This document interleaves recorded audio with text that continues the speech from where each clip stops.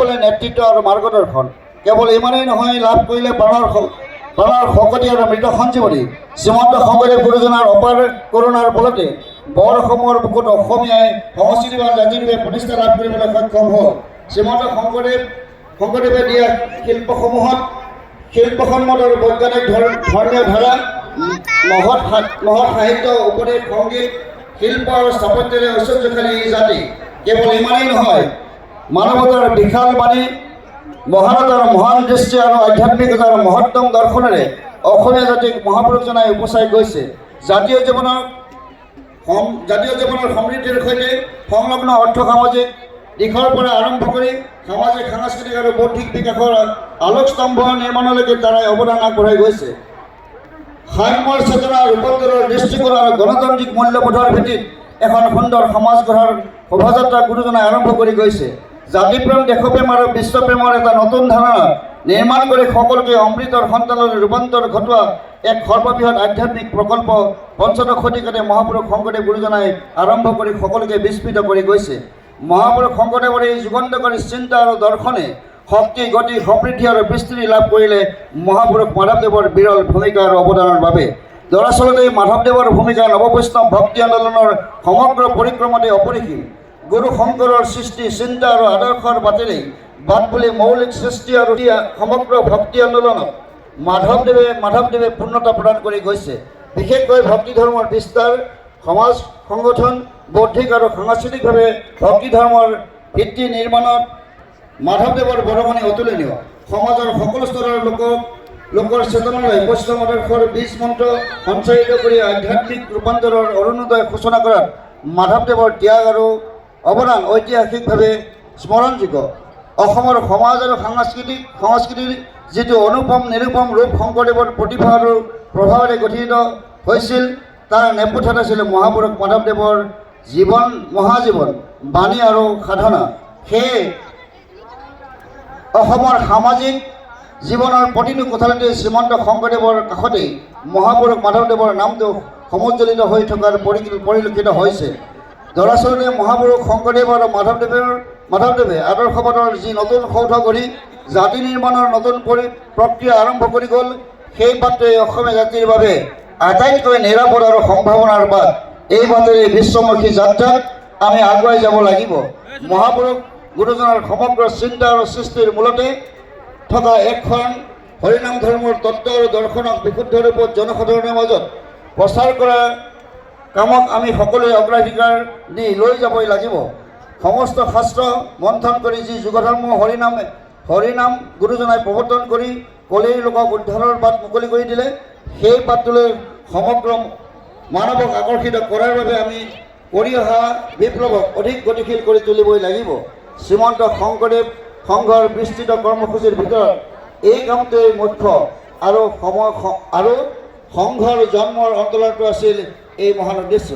যে শ্ৰদ্ধাৰ বাবুসকল, শ্ৰীমন্ত শংকৰদেৱ সংঘই ইতিমধ্যে শাখা সমিতিসমূহৰ জৰিয়তে বহুতো কাম কৰিছে। সেইবোৰ আপোনালোকক বিস্তৃতভাৱে আমি বেলেগ মাধ্যমযোগে প্ৰকাশ কৰিম, কমিউনিকেশ্যনযোগে প্ৰকাশ কৰিম, আপোনালোকে পাব। কিন্তু মই কেইটামান বিশেষ কথা নক'লে নহয় কাৰণে মই আজি এইখন পাঠ কৰিবলৈ লৈছোঁ। বিশেষকৈ শ্ৰীমন্ত শংকৰদেৱ সংঘই বহু কল্পনা কৰি বহুদিনৰ পৰা চিন্তা চৰ্চা কৰি এখন বিশ্ববিদ্যালয় প্ৰতিষ্ঠা কৰাৰ চিন্তা চৰ্চা কৰিছিল। সেই বিশ্ববিদ্যালয়খন সম্পৰ্কে মই দুটামান কথা আপোনালোকক ক'ব লাগিব। যে মহাপুৰুষ শ্ৰীমন্ত শংকৰদেৱ বিশ্ববিদ্যালয়, শ্ৰীমন্ত শংকৰদেৱ সংঘৰ সপোনৰ বিশ্ববিদ্যালয়খন বৰ্তমান নগাঁও, গুৱাহাটী, ধুবুৰী আৰু যোৰহাট এই চাৰিটা গোটত নিয়মীয়াকৈ পাঠদান চলি থকাৰ লগতে আগষ্ট 2024 পৰা স্থায়ী চৌহদ ৰাইডিঙত 3টা বিষয়ৰ পাঠদান চলি আছে। মুঠ 19টা বিষয় এই বিশ্ববিদ্যালয়খনে পাঠদান আগবঢ়াই আছে। 1500তকৈ অধিক ছাত্ৰ ছাত্ৰী এই বিশ্ববিদ্যালয়খন আছে। উল্লেখ্য যে এই বৰ্ষত ধুবুৰী গোটটিক যথেষ্ট সক্ৰিয় কৰাৰ লগতে ছাত্ৰ ছাত্ৰীৰ সংখ্যা বৃদ্ধি কৰিবলৈ সক্ষম হৈছে।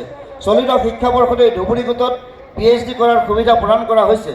বছৰটোত বিশ্ববিদ্যালয়ত থকা কিছু আভ্যন্তৰীণ অসুবিধা দূৰ কৰাৰ লগতে নিযুক্তি আদিৰ ক্ষেত্ৰতো যথেষ্ট সতৰ্কতা অৱলম্বন কৰা হৈছে। এই বছৰটোত বিশ্ববিদ্যালয়খনৰ বাবে আনন্দ আৰু গৌৰৱৰ বিষয় যে বাংগালোৰৰ দ্য ইনচাইট মেগাজিন নামৰ এটা ৰাষ্ট্ৰীয় পৰ্যায়ৰ অনুষ্ঠানে ভাৰতবৰ্ষৰ 25খন চৰকাৰী আৰু বেচৰকাৰী বিশ্ববিদ্যালয়ৰ আচাৰ্য আৰু উপাচাৰ্যসকলৰ বিষয়ে কিছু শৈক্ষিক ক্ষেত্ৰত আগবঢ়োৱা বৰঙণিসমূহৰ ওপৰত অধ্যয়ন চলায় আমাৰ বিশ্ববিদ্যালয়ৰ আচাৰ্য তথা সংঘৰ পদাধিকাৰ শ্ৰীযুত ভৱেন্দ্ৰনাথ ডেকা বাবজনলৈ ইণ্ডিয়াছ মষ্ট ইনস্পায়াৰেবল এডুকেশ্যনেল লিডাৰ 2024 বঁটাৰে সন্মানিত কৰাৰ লগতে এই একেখন আলোচনী মহাপুৰুষ শ্ৰীমন্ত শংকৰদেৱ বিশ্ববিদ্যালয়লৈ ইউনিভাৰ্চিটি অফ দ্য ইয়াৰ 2024 এই বঁটাও এই বিশ্ববিদ্যালয়খনলৈকে আগবঢ়াইছে। ইতিমধ্যে যোৱা 18/1/2025 তাৰিখে মাননীয় আচাৰ্য তথা পদাধিকাৰ শ্ৰীযুত ভৱেন্দ্ৰনাথ ডেকা আৰু বিশ্ববিদ্যালয়ৰ উপাচাৰ্য ডক্টৰ মিজুল হাজৰিকাই এটা গাম্ভীৰ্যপূৰ্ণ অনুষ্ঠানত বাংগালোৰত এই বঁটা ইতিমধ্যে গ্ৰহণ কৰিছে।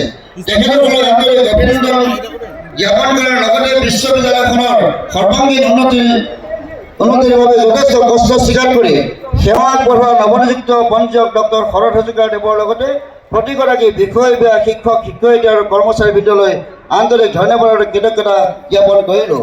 বিশ্ববিদ্যালয়খনৰ সৰ্বতোপ্ৰকাৰৰ উন্নয়নৰ বাবে শ্ৰীমন্ত শংকৰদেৱ সংঘৰ ভকতসকলে আন্তৰিকতাৰে বৰঙণি আগবঢ়োৱাৰ বাবে ধন্যবাদ জনোৱাৰ লগতে বিশেষভাৱে উল্লেখনীয় যে এই বিশ্ববিদ্যালয়খনৰ ৰাইডিঙাস্থিত মূল চৌহদ বিগত বছৰটোতেই আজি আমাৰ মাজত উপস্থিত আছে।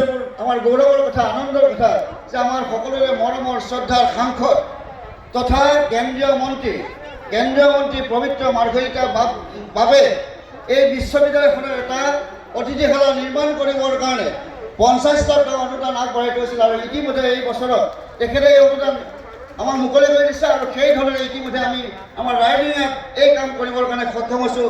কাম পূৰ্ণ গতিত কাম চলি আছে। এইখিনি কৈ ধন্যবাদ জনাইছোঁ আমাৰ শ্ৰদ্ধাৰ মাৰ্ঘৰিটা বাবজনলৈ।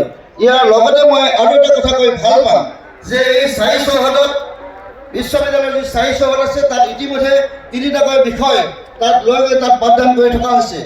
এই স্থায়ী চৌহদত আমাৰ অতিকে শ্ৰদ্ধাৰ এগৰাকী শিক্ষয়িত্ৰী মহিলা, শ্ৰদ্ধাৰ তেজপুৰ নিবাসী শ্ৰদ্ধাৰ অৱসৰপ্ৰাপ্ত শিক্ষয়িত্ৰী শ্ৰীযুতা সখিতা বৰা শইকীয়া এগৰাকী আজি আমাৰ মাজত উপস্থিত আছে। শ্ৰদ্ধাৰ সখিতা বৰা শইকীয়া এগৰাকী এখেতে অৱসৰ পোৱাৰ পিছত অৱসৰৰ ধনৰ 14 লাখ টকা বিশ্ববিদ্যালয়খনৰ পুথিভঁৰাল নিৰ্মাণ কৰিবৰ কাৰণে তেখেতে ইতিমধ্যে আমাক আগবঢ়াইছে। এয়া অতি গৌৰৱ আৰু আনন্দৰ কথা। আপোনালোকে সকলোৰে হাত চাপৰি তেখেতক ধন্যবাদ আৰু কৃতজ্ঞতা জনাব লাগে। মই আৰু এটা কথা কৈ অত্যন্ত গৌৰৱ অনুভৱ কৰিম। আমাৰ মাজত খন্তেক সময় আগতে ইয়াত আমাৰ লগত উপস্থিত আছিল যে ধেমাজি জিলা শাখাৰ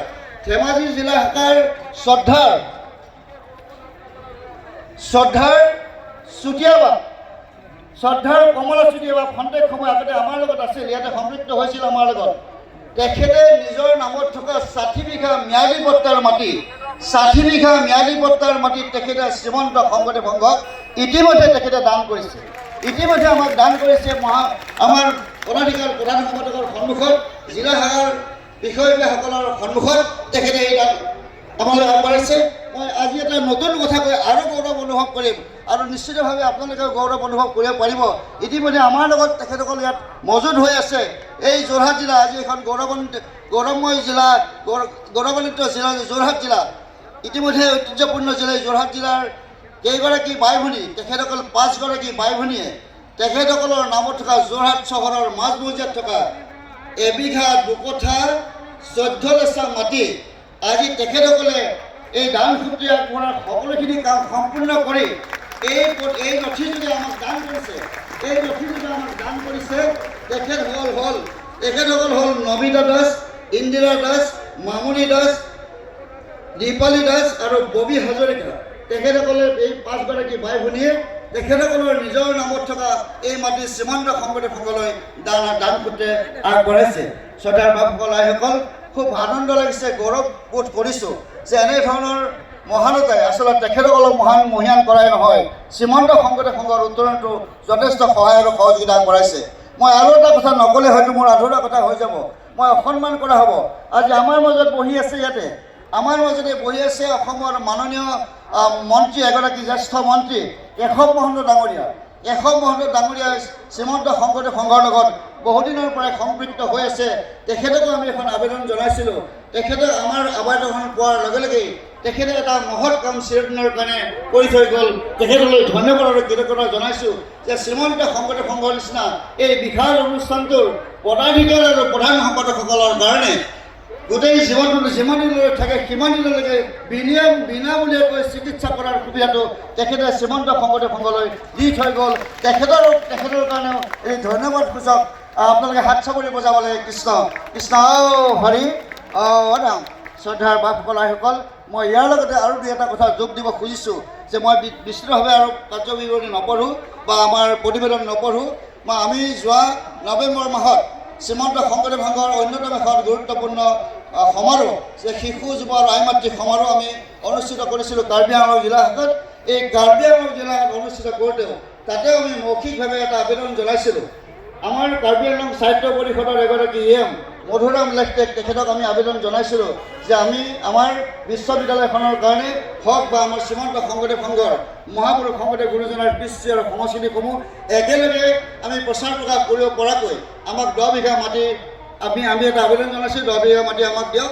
আৰু সেইদিনাখন মুকলি সভাত ঠিক মধুৰাম লেখটেক ৰাজহুৱাভাৱে ঘোষণা কৰি দিছিল যে মই 2025 চনৰ ভিতৰতেই মই 10 বিঘা মাটি শ্ৰীমন্ত শংকৰদেৱ সংঘক দান দিম। তেখেতলৈ ধন্যবাদ আৰু কৃতজ্ঞতা জনাইছোঁ। আপোনালোকে হাত চাপৰি বজাব। সেই শ্ৰদ্ধাৰ বাপসকল আইসকল, শ্ৰীমন্ত শংকৰদেৱ সংঘৰ প্ৰতি মানুহৰ যি আস্থা আৰু বিশ্বাস, এই আস্থা আৰু বিশ্বাসে শ্ৰীমন্ত শংকৰদেৱ সংঘই গুৰুজনাৰ কাম কৰি যোৱাত যথেষ্ট উৎসাহ আৰু উদ্দীপনা পাই আছে। আৰু আমি আশা ৰাখিছোঁ অনাগত দিনতো এনেধৰণৰ কিছু কামেই শ্ৰীমন্ত শংকৰদেৱ সংঘই মহাপুৰুষ শংকৰদেৱ গুৰুজনাই যি দি থৈ গৈছিল এটা অপূৰ্ব সংস্কৃতি, এই কৃষ্ণ সংস্কৃতিৰ জৰিয়তে আমি বেয়াৰ পৰা ভাললৈ, অধৰ্মৰ পৰা ধৰ্মলৈ, অসত্যৰ পৰা সত্যলৈ ৰূপান্তৰ কৰিব পৰাকৈ, সমাজখনক ৰূপান্তৰ কৰিব পৰাকৈ এনেধৰণে আমি কিছু কাম কৰি যাম। আৰু আপোনালোকৰ আশীৰ্বাদ আমি সদায় বিচাৰিছোঁ। এনেধৰণৰ কামেৰে নিশ্চিতভাৱে আমি এখন প্ৰকৃত মানুহৰ সমাজ নিৰ্মাণ কৰিব পাৰিম। আমি এখন সুন্দৰ সমাজ নিৰ্মাণ কৰিব পাৰিম। ঐক্য শান্তি সংহতিৰে বসবাস কৰিব পৰাকৈ, সুখ আৰু শান্তিৰে ভৰা এখন সমাজত বসবাস কৰিব পৰাকৈ আমি এখন সমাজ নিৰ্মাণ কৰিব পাৰিম।